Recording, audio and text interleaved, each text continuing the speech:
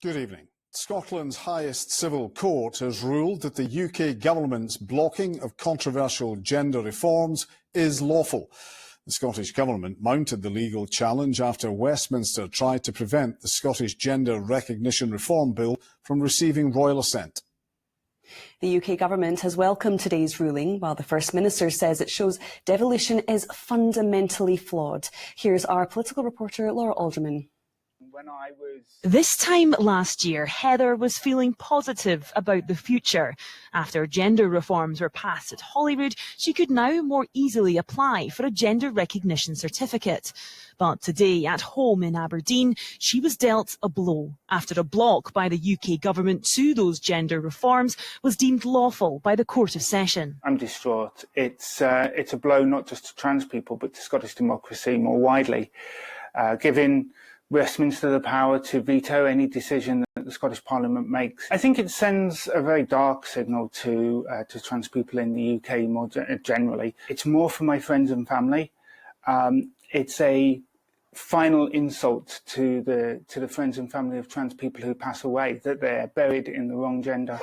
The Gender Recognition Reform Bill makes it easier for people to change their legal sex by removing the need for a medical diagnosis of gender dysphoria and by lowering the applicant's age to 16. And the Gender Recognition Reform Scotland Bill is passed.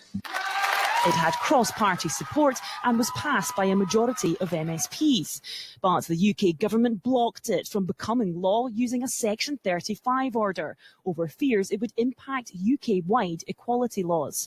The Scottish Government then launched a legal challenge at the Court of Session, but today that was rejected. The court ruled Westminster acted lawfully. Making her judgment today, Lady Haldane said that it was important to recognise the novelty and complexity of the arguments put forward and the sophisticated manner they were presented in. Well, I'm obviously very pleased that the decision I took has been vindicated. I'm very pleased that the Section 35 order that had never been used before is clearly cemented into the Scotland Act of 1998. And I'm pleased also that the judge agreed with me that there were adverse effects on GB-wide legislation relating to equalities.